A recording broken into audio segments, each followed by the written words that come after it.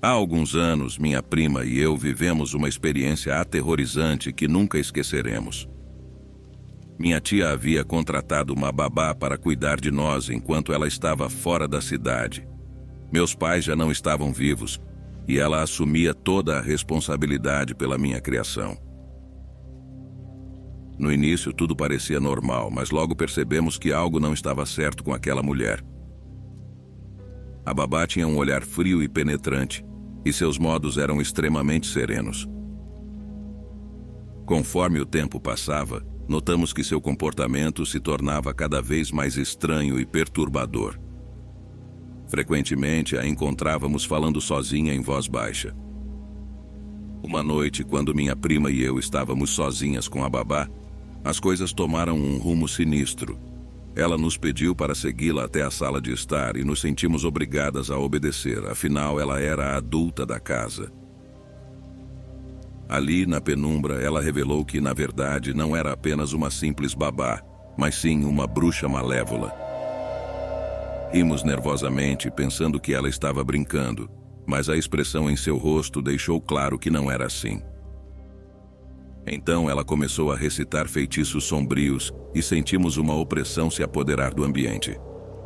Nossos corações começaram a bater descontroladamente e um calafrio percorreu nossa espinha dorsal.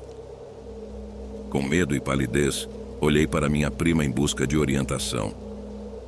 Ela tinha uma expressão decidida e, sem hesitar, enfrentou a babá gritando para que parasse de nos assustar e saísse de nossa casa. As palavras dela soaram fortes e cheias de determinação. Mesmo tendo apenas 14 anos, para nossa surpresa, a babá recuou diante da coragem de minha prima. Suponho que tenha percebido que minha prima era muito alta para sua idade, superando-a em cerca de 10 centímetros.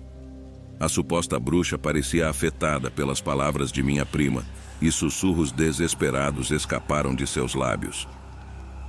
Então, em uma reviravolta ainda mais aterrorizante, começou a se transformar diante de nossos olhos.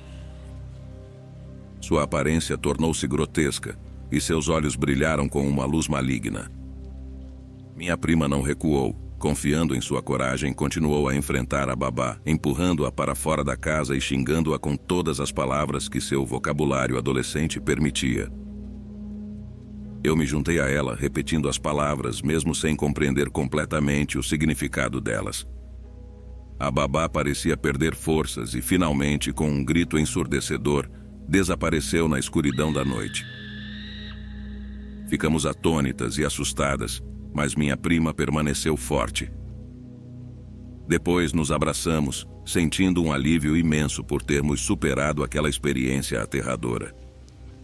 Percebemos que a coragem e o apoio mútuo foram nossa salvação naquela noite. Desde então, nunca mais vimos a babá. Minha prima e eu compartilhamos um vínculo mais forte do que nunca, e sempre seremos gratas pela coragem que ela demonstrou naquela noite.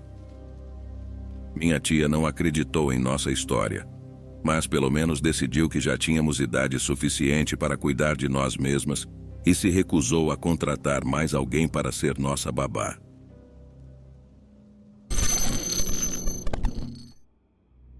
Naquela noite, eu estava cuidando das crianças em uma casa que parecia saída de um filme de terror.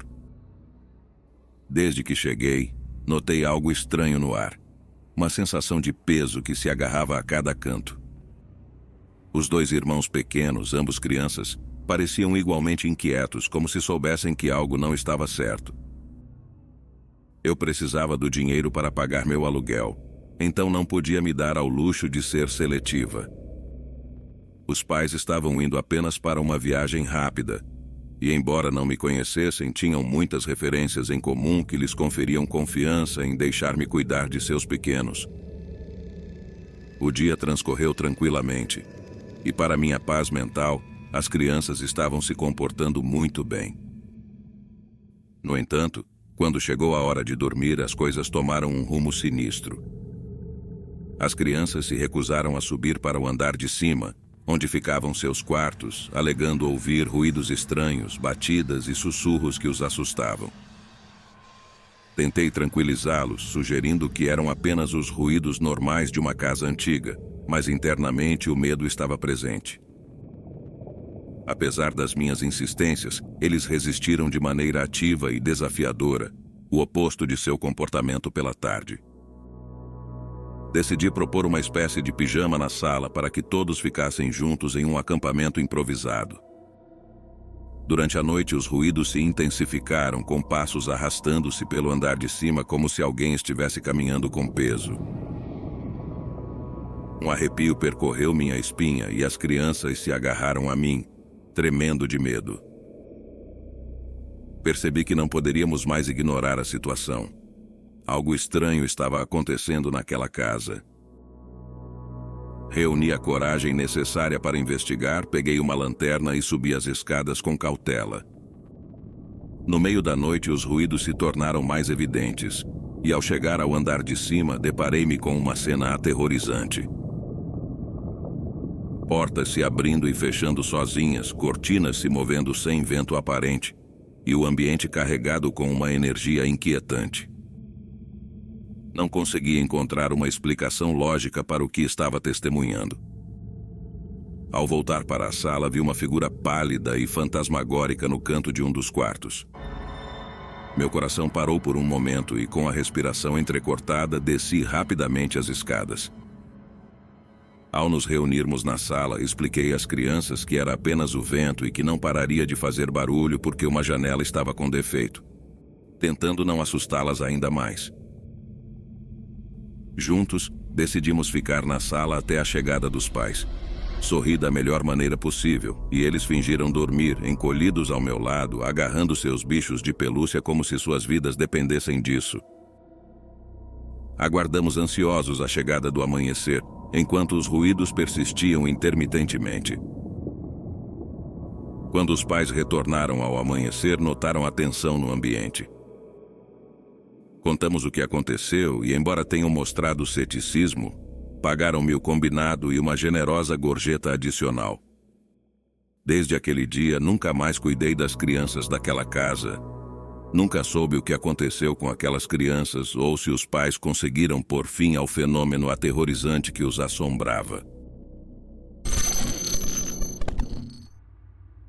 A tarde já havia caído e eu estava na casa de uma família que costumava cuidar muitos anos atrás. Nesse ponto, eu já era uma mulher de quase 40 anos, mas gostava de ser babá, pois era uma profissão a qual eu tinha muito carinho. O casal agora era formado por idosos e vivia sozinho, então estranhei um pouco o pedido deles, mas não vi problema em ajudar. Embora talvez estivessem cuidando de um dos netos ou algo semelhante, ao chegar à casa deles naquela noite, fui designada para uma tarefa um tanto incomum: cuidar de um boneco. Os pais me explicaram que era um presente especial de sua filha, um boneco muito realista projetado para se parecer com um recém-nascido. A princípio, pensei que seria um trabalho fácil e que me manteria entretida enquanto as horas passavam. Mas não entendia por que um casal de idosos gostaria disso. Eles apenas comentaram que a inteligência artificial do brinquedo se alimentava dos cuidados que estavam sendo dados, mas que precisavam viajar e não sabiam se esse dispositivo de tecnologia tão nova poderia ser maltratado no avião. Eu disse que não haveria problema, afinal eram apenas alguns dias. Instalei-me na casa, e a maior parte do dia foi tranquila, só precisava cuidar do brinquedo quando ele chorava ou pedia comida movendo as mãos. Fiquei surpresa com a semelhança que tinha com um ser real e que não mostrava em nenhum lugar que tinha baterias ou qualquer coisa do tipo. Mas à medida que avançava a noite, a atmosfera na casa começou a ficar estranha e arrepiante. Decidi ir para a sala para assistir televisão e me distrair. No entanto, enquanto eu me envolvia na tela, comecei a ouvir sons provenientes das escadas acima. Eram ruídos suaves, mas inconfundíveis, como o arrulhar de um bebê ou o rangido da madeira ao caminhar. A princípio, pensei que era apenas minha imaginação pregando uma peça em mim, mas os sons se tornaram mais persistentes e reais.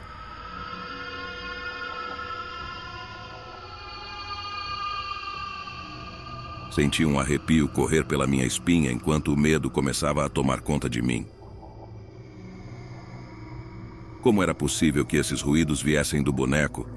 Tentei convencer-me de que deveria ser minha mente, mas não conseguia ignorar a sensação de que algo não estava bem. Reuni coragem suficiente para subir as escadas e verificar se tudo estava em ordem. Ao chegar ao piso de cima, os sons pareciam aumentar em intensidade. Meu coração batia forte no peito enquanto me aproximava da sala onde estava o brinquedo. Ao abrir a porta, meu alívio foi imenso ao encontrar o boneco exatamente como o havia deixado, imóvel em sua cama. No entanto, enquanto eu respirava fundo para acalmar meus nervos, os sons continuavam, como se estivessem mais próximos, como se o boneco tivesse ganhado vida e estivesse se movendo por si só. Algo que não deveria ser possível. Minhas mãos tremiam enquanto pegava o boneco e o levava para a sala. Eu o encarava fixamente, tentando convencer-me de que era apenas um brinquedo inanimado, mas os ruídos persistiam, e minha mente não parava de imaginar o pior. Decidi ligar para os donos e contar o que estava acontecendo. A princípio, pareciam céticos e me pediram para me acalmar. No entanto, concordaram em voltar antes do planejado para garantir que tudo estava bem. Enquanto esperava, sentei-me na sala com o boneco ao meu lado, os ruídos continuavam. Mas desta vez eu estava determinada a não deixar o medo me dominar.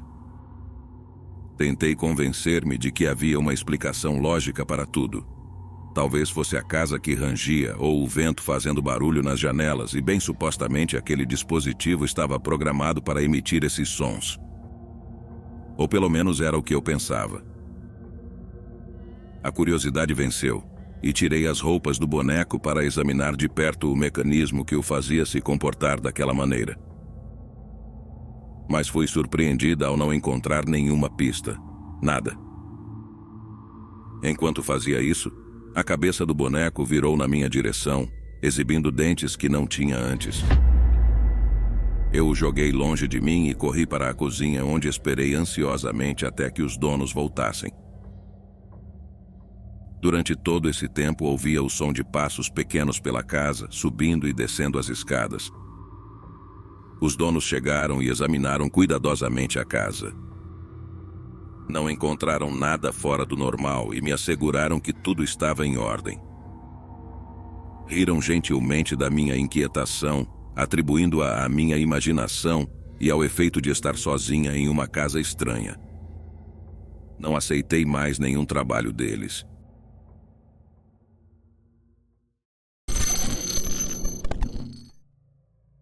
Meu coração batia forte enquanto me aproximava da casa. A ligação que recebi para cuidar do menino pequeno não havia revelado a verdadeira natureza da situação. Ao ver montes de viaturas cercando a residência, a ansiedade se apoderou de mim enquanto tocava a campainha sem saber o que encontraria do outro lado da porta. Quando a porta se abriu, fui recebida por um policial com um olhar sombrio em seus olhos. Ele não disse uma palavra, mas seu rosto dizia tudo. Meu coração afundou no peito quando soube que algo terrível havia acontecido. Eu não conseguia ouvir claramente o que o policial dizia. Estava atordoada por tudo o que estava acontecendo. Fui levada para dentro da casa e testemunhei o horror que se desdobrava diante de mim. No chão jaziam os corpos sem vida dos pais do menino, vítimas de um crime horrendo. O pai havia tirado a vida da mãe e, em seguida, arrependido, tirou a própria vida, sem se importar que deixava um bebê para trás. A cena era dantesca e minha mente lutava para processar o que via de longe. O pequeno estava lá, sentado em um canto, com uma expressão de desconcerto e terror em seus olhos. Era muito jovem para entender o que estava acontecendo, talvez com 1 ano ou 1 ano e meio, mas eu podia sentir a tristeza e o medo no ar. Tentei manter a calma, sabendo que precisava ser forte para o menino. Me aproximei dele lentamente e me ajoelhei ao seu lado, Foi uma reação instintiva, pois eu o havia cuidado apenas algumas vezes antes. Nessa ocasião, a mãe do menino me ligou com urgência apenas 1 hora antes para que eu o cuidasse. Nada fazia sentido. O policial me informou que não havia outros parentes próximos e o menino ficaria sob meus cuidados temporários até que os assuntos legais fossem resolvidos e os serviços sociais fossem acionados. Seriam apenas algumas horas, mas a responsabilidade me sobrecarregava. Sabia que não podia abandoná-lo no meio da tragédia. Fui interrogada e relatei tudo o que sabia. O policial se mostrou um tanto agressivo quando perguntei por quê.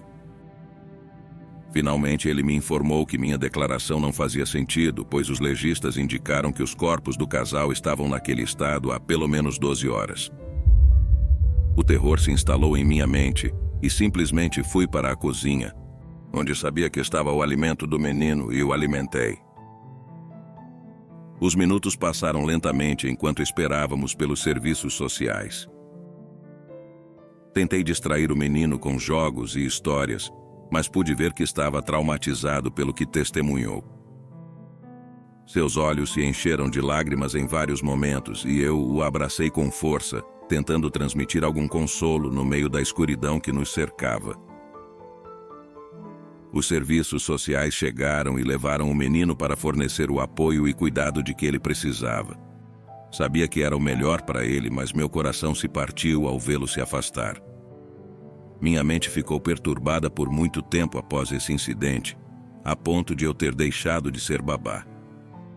Mesmo não sendo a mãe, sinto uma enorme tristeza por tudo o que aquele menino passou e os traumas que o deixaram marcado para o resto da vida. Oro por aquela família todos os dias. Não consigo evitar as lágrimas toda vez que recordo o que aconteceu. Boa noite.